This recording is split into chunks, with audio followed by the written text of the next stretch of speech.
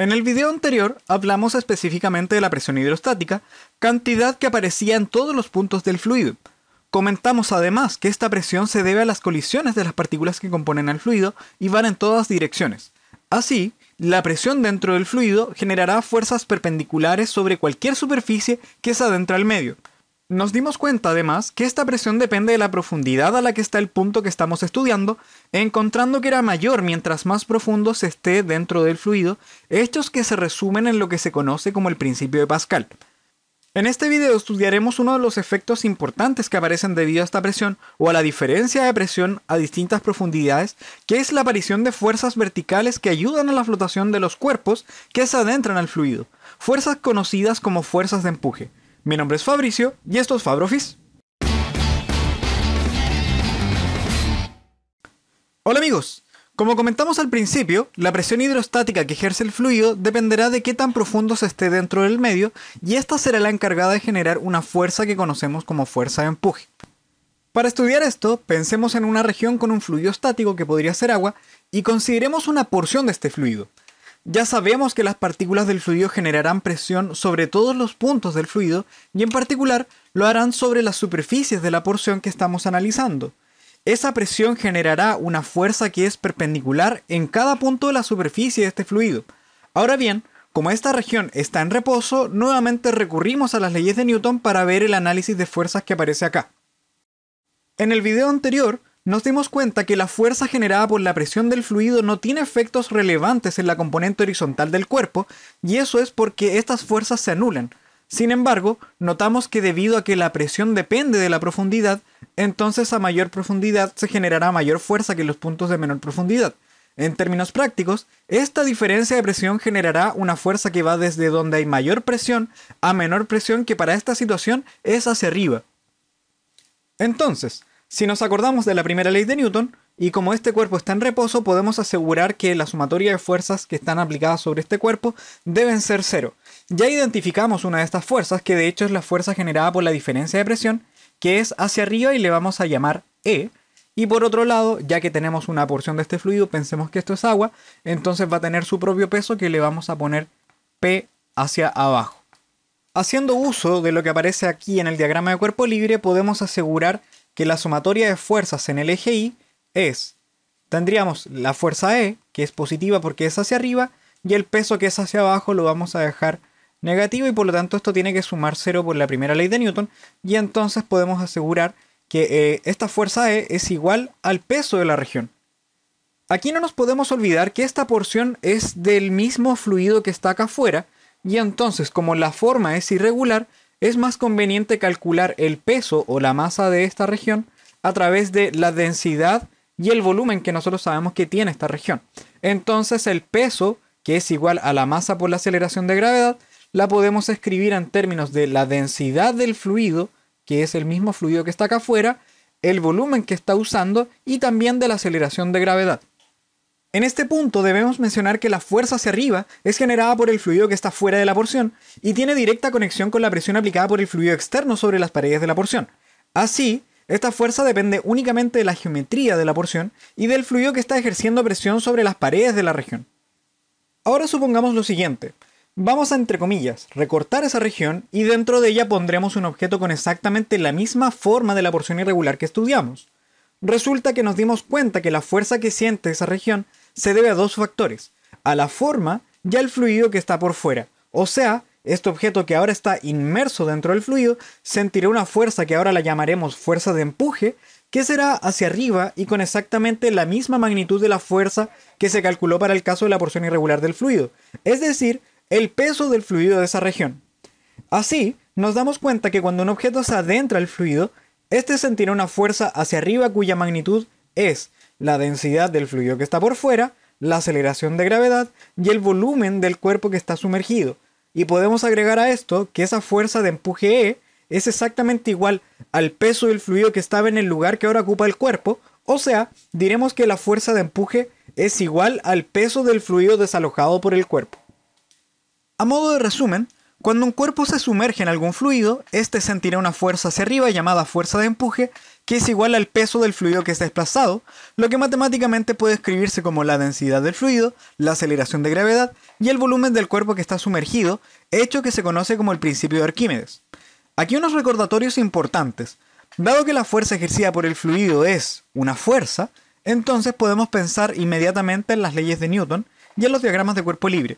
Así, cuando queramos abordar alguna situación en donde aparezca esta fuerza de empuje, debemos construir los diagramas de cuerpo libre y obtener información usando las leyes de Newton apropiadamente. Por suerte, dado que la fuerza-peso es hacia abajo y que la fuerza de empuje es hacia arriba, entonces siempre podemos elegir un sistema coordenado de forma estándar, o sea con el eje X en la horizontal, lo que nos simplificará mucho el desarrollo matemático del problema. Para adentrarnos en la idea de la fuerza de empuje, revisemos este problema que dice: un objeto se sumerge completamente en agua y se mantiene ahí mediante la aplicación de fuerzas externas. Si su volumen es de 0,1 metros cúbicos, ¿cuál es la fuerza de empuje que experimentará? Si revisamos un esquema de la situación, aquí tendríamos un objeto que puede ser de forma irregular, pero lo importante es que sabemos cuál es su volumen porque está completamente sumergido y su volumen según el enunciado es de 0,1 metros cúbicos. El otro dato importante es saber que está inmerso en este caso en agua. Y por lo tanto, la densidad a considerar debe ser la densidad del agua, que es de 1000 kilogramos por metro cúbico. Con esta información podemos proceder a calcular cuánto vale la fuerza de empuje, que nosotros sabemos es una fuerza que debe ser hacia arriba, así que la vamos a dibujar acá, y cuya magnitud es la densidad del fluido en el que está inmerso, que lo vamos a poner así, por la aceleración de gravedad y por el volumen del fluido que es desplazado, que en este caso, como está completamente sumergido en agua, va a ser el volumen del cuerpo. Por lo tanto, si ponemos los datos tendríamos la densidad del fluido, en este caso es agua, así que sería 1000 kilogramos por metro cúbico. La aceleración de gravedad, que es de 10 metros por segundo cuadrado. Y el volumen desplazado, que ya habíamos dicho. El volumen, o sea, el cuerpo está totalmente sumergido y por lo tanto la cantidad de agua que desplaza es de 0,1 metros cúbicos. Y por lo tanto, cuando hagamos este cálculo nos quedaría 1000 por 10 por 0,1 y esto nos va a dar exactamente 1000 newton, que va a ser la fuerza que sentirá este cuerpo al sumergirse en agua. Una de las aplicaciones directas que hay en este contexto es la flotación de los cuerpos, de modo que es natural preguntarnos ¿qué condición se debe cumplir para que un cuerpo flote? Para responder esto, supongamos un objeto cualquiera cuya densidad es ρ, inmerso parcialmente en un fluido de densidad ρ sub f, y hagamos el análisis de fuerzas. Al hacer el diagrama de cuerpo libre y al estudiar la sumatoria de fuerzas en el eje Y, porque no hay fuerzas en el eje X, veríamos que el empuje que es hacia arriba será positivo, menos el peso que es hacia abajo deben sumar 0 porque este cuerpo está en reposo, y por lo tanto podemos concluir que el empuje debe ser igual al peso del cuerpo. Ahora, ¿cuánto vale cada una de estas fuerzas? Sabemos que el peso es igual a la masa por la aceleración de gravedad, y la masa la podemos calcular en términos de la densidad del cuerpo y su volumen, que vamos a suponer que es V sub c. Entonces el volumen de toda esta región va a ser igual a V sub c por la aceleración de gravedad, y por lo tanto esto sería el peso. Por otro lado, el empuje debe ser igual a la densidad del fluido en el que está inmerso por la aceleración de gravedad y por el volumen del cuerpo que está sumergido, que sería V sub s, que si hacemos este esquema sería esta región. Ese sería el volumen sumergido. Y nuevamente, como estas fuerzas son iguales, vamos a reemplazar. Por el lado izquierdo tendríamos la densidad del fluido, por la aceleración de gravedad, por el volumen sumergido del cuerpo, y por el lado derecho tendríamos la densidad del cuerpo, por el volumen total del cuerpo, por la aceleración de gravedad, donde vemos que este término de aceleración de gravedad no es relevante. ¿Y qué es lo que pasa acá? Vamos a querer determinar cuánto del cuerpo es lo que está sumergido, por lo tanto vamos a hacer esta división. El volumen sumergido por sobre el volumen del cuerpo, y por el lado derecho nos quedaría la densidad del cuerpo entre la densidad del fluido. En este punto debemos recordar que el cuerpo está parcialmente sumergido, y eso quiere decir que el volumen que está sumergido debe ser menor, o a lo más igual, al volumen total del cuerpo, y eso implica que el volumen sumergido dividido el volumen del cuerpo debe ser menor o igual a 1. Y esto será menor para el caso que esté parcialmente sumergido y va a ser igual cuando esté totalmente sumergido. Eso implica que la densidad del cuerpo por sobre la densidad del fluido deben ser menor o igual a 1.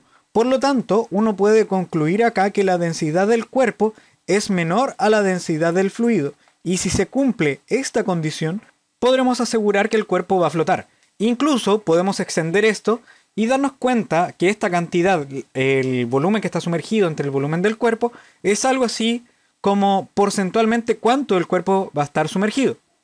Como aplicación de esto, veamos este problema que dice: un cubo de madera de 8 centímetros de lado flota en agua.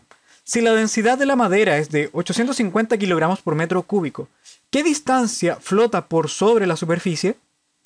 Aquí tenemos el esquema de la situación en donde vemos un cubo de madera cuyo lado le vamos a llamar A, es de 8 centímetros o bien 0,08 metros. Lo mismo aquí en la altura porque es un cubo, o sea tendríamos el lado A, y por aquí también veríamos que esto está sumergido parcialmente en agua cuya densidad es de, le vamos a poner densidad F, de 1000 kilogramos por metro cúbico, que es la densidad del agua.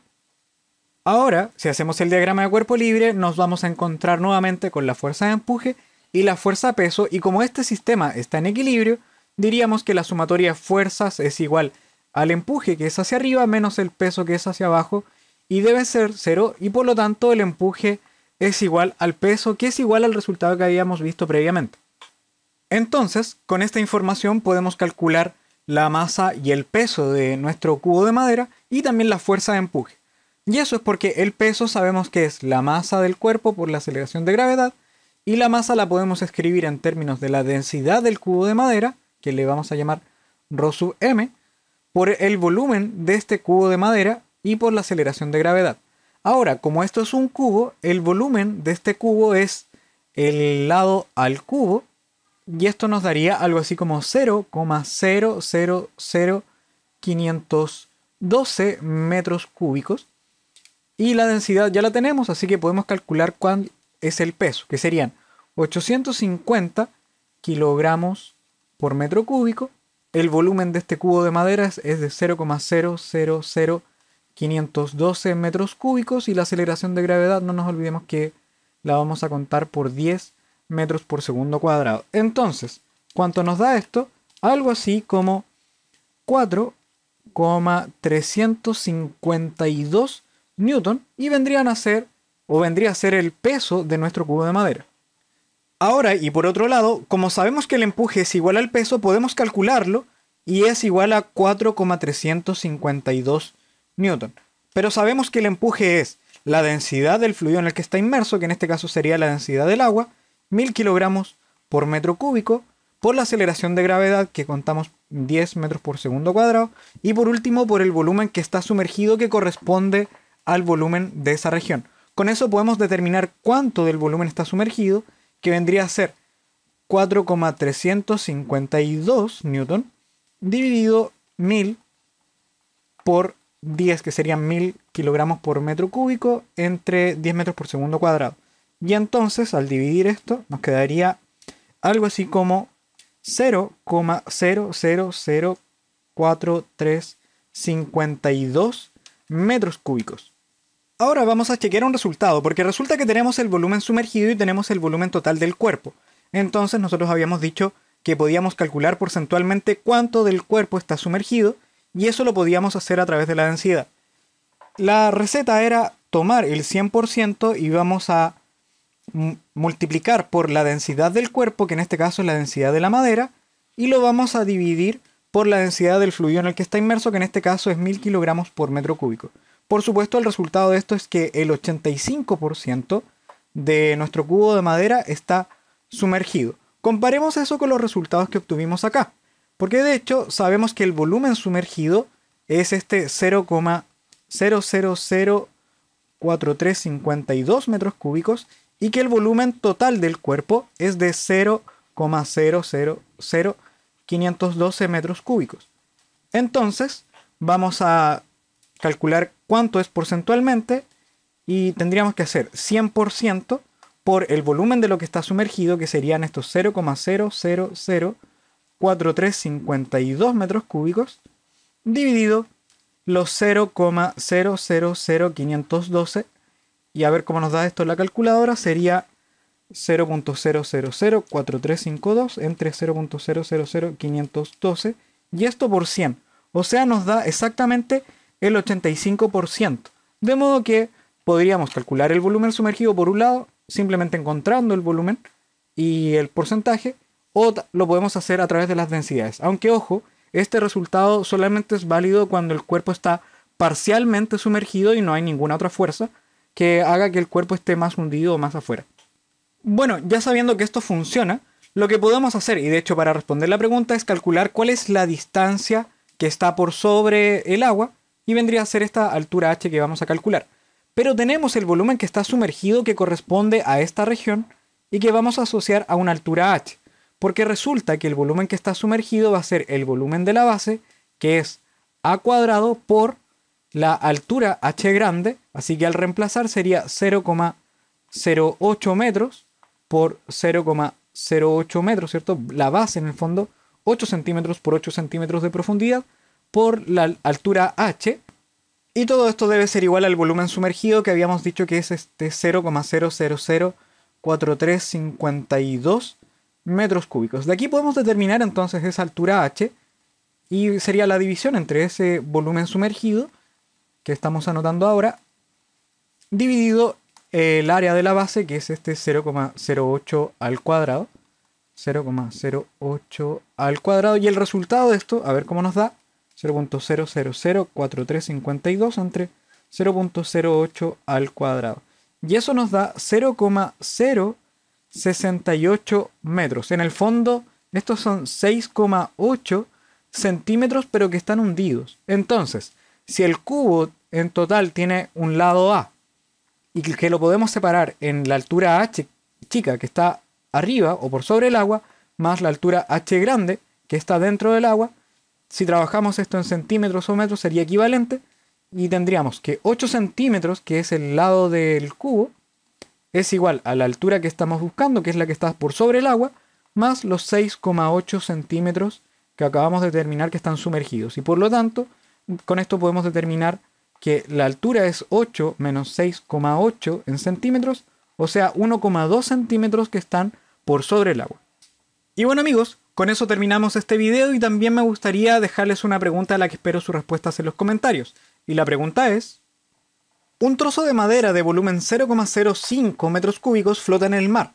Si la densidad de la madera es de 850 kilogramos por metro cúbico y la densidad del agua marina es de 1024 kilogramos por metro cúbico, ¿qué fuerza extra debe aplicarse para mantener a la madera completamente sumergida? Si esto te fue útil, no olvides darle like a nuestro video y suscribirte a nuestro canal para estar atento al nuevo material que seguiremos subiendo. Y si tienes consultas, no dudes en escribirnos para poder ayudarte. Lo dejamos hasta aquí, cuídense y nos estamos viendo.